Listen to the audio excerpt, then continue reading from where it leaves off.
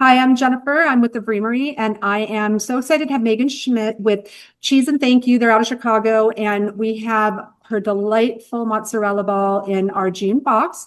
And I was kind of just hoping that you could talk to people about this. Not very many people at all are doing that round, fresh mozzarella. So, what can you share about that? Yeah, so it's a really light flavored cheese. I started making dairy cheese before I ever made vegan Oh, cheese 15 plus years ago, and fresh mozzarella was my favorite cheese to make. So we use the same methods in making the vegan version of the same stretching and cultures and aging. But I think the best part about fresh mozzarella is the simplicity of it. mhm. And it's one of those cheeses it's hard to do vegan really well because it's such simple components that you can sometimes taste, you know, the odd ingredient or whatever it might be. So I think that this one really shines just because it really does so closely replicate dairy Yeah, mozzarella. I would, it doesn't present at all like soy, which, Yeah. soy like gluten, it has a very distinct flavor. And Mhm. somehow you've been able to really mitigate that because there isn't that soy forward flavor at all. Thank you. I think one of the reasons we like using soy is because soy does have like a natural fat content that Mhm. you don't have to add as many additives to it. So we also ferment our own yogurt, and I think that that natural fermentation is what kind of balances it out. It's similar to if you make dairy cheese, there's a fermentation just from acid and lactose, whatever, all the stuff that's in milk and dairy Mhm. milk. So making our own yogurt, vegan yogurt, has that same kind of simulation that dairy product does. So I think it kind of masks the soy taste. Yeah, I've also learned that because it's a higher protein too, that almond or cashews don't tend to have very much protein. So with soy, at least you're getting a much higher protein um, base, Yeah. Yeah, the protein and the good fats in there kind of help with the texture to bind it together, so it Yeah. doesn't feel as grainy that cheeses sometimes can do. Where I love like cashew cheeses, but then sometimes you can taste more of the cashews. So I find that the soy is just a nice clean balance. Why do you think that burrata is like so hard to accomplish in vegan? We can make burrata. The issue is shipping burrata Yeah, because burrata is so delicate. I mean, yeah. burrata, dairy burrata is fresh mozzarella with fresh mozzarella pulled curds and cream. So essentially, imagine the same thing for vegan, and Yeah, it's I can do it. It's just that it's fragile. It breaks really easily. So yeah. shipping it's difficult, and you can't really vacuum seal it because when you vacuum seal it, it Pulls it pops it. out. Yeah. Yeah, so then your shelf life on it's really short, so it's difficult for monthly subscriptions and things like that. You kind of have, if you bought it from us and we made it that day, you have about a week, shelf Yeah. life. So, hi guys, I'm Jennifer. I'm with the Bremery, and I'm here with Megan Schmidt. She's from Cheese and Thank You out of Chicago, one of the OG cheese makers on the scene back when we first got started too. So much happened, during COVID with people coming out. But so for our August box, we have Big Bold Bites, and one of the cheeses that we think fits that bill. You have several actually that would fit that bill, but we're picking because it's the end of summer, the summer sausage aged cheddar. So this is very different than some of the other cheeses. You're one of those makers that has a really broad um, offering of like from soft and creamy to more hard and tangy or salty. So, Mhm. what can you share about how you guys came up with that or how you make that and how it's so great? Yeah, I think a lot of it was like in my childhood when you do those picnics in the summer and you'd have like the summer sausage and then you'd have your cheddar cheese. And Yeah. we were like, how can we make that into one thing together where you get that bite? So if you want to do charcuterie boards or picnic boxes or whatever you want, you kind of get that all in one slice. And so with ours, we actually ferment our own yogurt, and that's the base of our aged cheeses. And then they're aged for over 6 weeks. So they really have a complex, nutty, salty flavor and a sharpness of cheddar, but then they have pieces of our vegan sausage inside of it. That's cool. What Yeah. had you pick soy as your main base as opposed to so many other cheesemakers currently are using cashew? I think because Mhm. it's, you can pull out that sweetness and have a really high fat, plain flavor profile. What moved you to work primarily with soy? There's nothing wrong with using cashew, soy, especially if you're going to start making cheese, play around and figure out whatever you like Yeah. best. Our first cheeses we ever made were all cashew based. What I also found though was a lot of people had cashew allergies or nut allergies. So that was kind of our steer to start playing around more with soy based cheeses. But then after playing with them more, I just felt like the soy to me is more of a neutral flavor just with the fats and the proteins and everything else, where Mhm. other cheeses They mix really well. And for example, like cashew cheeses, you typically don't have to add coconut oil to. So that's a positive. But I feel like it leads to a little more of a cashew flavor to me personally. So soy is kind of the winner for me all around. Yeah, awesome. Hi guys, I'm Jennifer and I'm with the Bremery, and today I have Megan Schmidt with us, who is the founder owner of Cheese and Thank You and the mastermind behind these amazing cheeses that you do, which to me really fills a niche for that sort of like the hard, saltier cheeses. Like nobody was really doing that until we found you. But I know you have like such a broad spectrum. So I'd love to kind of hear your backstory and what got you involved with starting, making cheese and then vegan cheese ultimately. It honestly started as a cooking challenge. I wasn't vegan at the time and had a friend that was vegan, and I tried his vegan cheese, and it was not very good. This Yeah. was 12 years ago, a long time ago. And so he was like, "We'll make it better."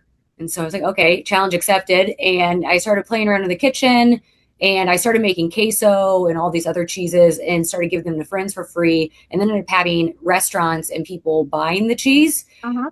Yeah, so I started doing that for fun, and then I moved to Chicago. I was living in St. Louis at the time, and did the vegan farmers market. And by chance, a Whole Foods buyer was there and asked if I would sell to Whole Foods. So Wow.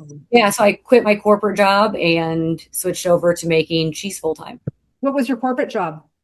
I was working in the airline industry doing marketing for and branding for food brands. Yeah, so you probably were able to bring a lot of that over too to help you. Yeah, So yeah. great. So how many years ago was that? We launched in Whole Foods in 2020, I think it was. And so Wow. I think the first market I did where the Whole Foods buyer was there was about end of 2018 or early 2019. It takes a long time to launch into an actual store. Yeah. But I Yeah. think I started making vegan cheese around 2014. And then what moved you over to becoming totally plant-based? In making Yeah, cheese. yeah. Was it like through you're making the cheese that you're just like, oh, now I don't need to eat anything else because I mastered it. Yeah. I mean, Yeah, well, it's just like that's I wasn't eating meat. So it was kind of like all there was dairy really. yeah. And so I was like, well, if I can make this, cut it out. So yeah, that was kind of it. And then so do you actually, because like I see on your Instagram, you have like all these amazing different sandwiches and different things that you do for your pop-ups. Um, Are you making anything beyond cheese for those things? Like, are you doing the meats too? Yeah, we make all of our meats, all of our cheeses, Uh-huh. all the condiments, every component basically we make in house, except for bread. I don't need to tackle that one too. Yeah. I worked in restaurants all through college and grad school, so I kind of Mhm. have a background of cooking as it is. But yeah, we make everything in house. Typically, it's for pop ups, so we do in Chicago, Milwaukee, Wisconsin, kind of in the Midwest region where I live. Mhm. So we try to do at least two a month. So you can find our product there. Yeah. What do you have formal training in like culinary or cheese? No, just well, in dairy cheese years ago, I was trained in Italy on how to make cheese. So yes, on that part, but otherwise, no, just kind of self-taught. My parents were big cooks, so I kind of grew up cooking, then working in kitchens and restaurants. It just, I guess, kind of comes naturally. Have you been to Europe and tried any European vegan cheeses? I have. I was in Italy last summer Uh-huh. and so Yeah, many. I thought maybe. Yeah, we were in Bologna. We were all over the place. And there's some really amazing cheeses. The Bries, kind of the aged creamy cheeses, they do a lot over there. Uh-huh. So was it kind of like what we see here as far as did the brie present the same, or did they get that sort of stickier texture? Did you feel like their cheese is different than ours? Yes and no. I mean, similar. They might have been a little creamier. I think that their just ingredients are so much more pure than what Mhm. they are in the US that I feel like theirs tastes more. It hits a note a little better, and their just packaging is really great. They just have better guidelines and easier ways to go about it. Yeah, That very makes cool. sense. Yeah. Yeah. So you do pop-ups, what you're always doing them kind of in the Midwest. Mhm. People who might be traveling in the Midwest can check out your Instagram to find out when you're doing those sorts of things. Do you have anyone that are on the regular? We normally do Chicago Vegan Test Kitchen. It's Okay. once a month. That's our kind of our standard, and it's in Chicago, typically at Emporium and Logan Square. We are Uh-huh. on a summer break as I'm working on another project, but we'll be back doing it again in the fall. Is there any new stuff that you're experimenting with or new flavors you're thinking about coming out with? Always. I'm Yeah. always. You're one It's of the still, savants. When we had our store, we'd always refer to Megan is the one that's the savant out of Chicago who makes these brilliant, like hard cheeses, that really go great with wine pairings, which we're in wine country where we are. yeah. I mean, I hope that I can launch some more. It's nice to get to work with boutique grocers. That's the fun stuff because you really Yeah. get to play around in the kitchen more and be a little more creative. Doing large grocery stores, it's kind of the same thing on repeat. So it's Yeah. more fun to get to experiment and play around. So we are working on some stuff. Hopefully, we'll have some new things coming out this fall. Okay, and this is my last question, and I've started asking different cheesemakers this because it's one of the kind of holes that we have. But why do you think that it's so hard to achieve a good Swiss that's actually not like cashew based, that's not a cream, that's an actual block? And same with like a sharp cheddar or like a sharp white cheddar. Mhm. Is it the cultures? Like it's hard to find those cultures vegan or I don't know, because those are holes we have. I mean, Swiss, when they're making it, I believe they poke holes in it during the process of it. I don't even know how you would, I don't know how you go about it unless Yeah, I you don't were even mean the holes, just that flavor, the flavor. taste. We make a Swiss. I think it's really close. The only problem is it's hard to get it really, really firm. So it's kind of softer. It's really difficult to slice. Is it one of Um, your meltables or is it a hard cheese? yeah, it's a Because you have meltable. all of it. You have meltable and you've got hard sliceable. Yep. The Yeah. meltable one is the one that I think really is the most similar to it. Again, Uh-huh. it's difficult to slice because it's a little bit softer, but the Yeah. flavor is close. And I don't know, I mean, it's such a delicate cheese. I think that that's part of it is it's delicate, but it's got this like little bit of funk. And so I Hmm. don't know how you Yeah. get that funk.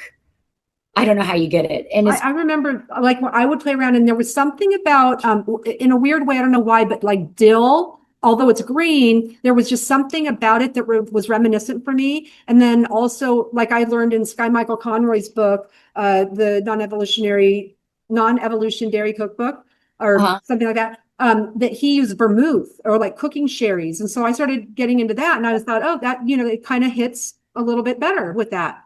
using Um, alcohols and letting them cook off at the end kind of can mhm. give that effervescent, like that smell. I think white pepper works a lot for Yeah. Swiss as well. It's this earthiness that it needs to have.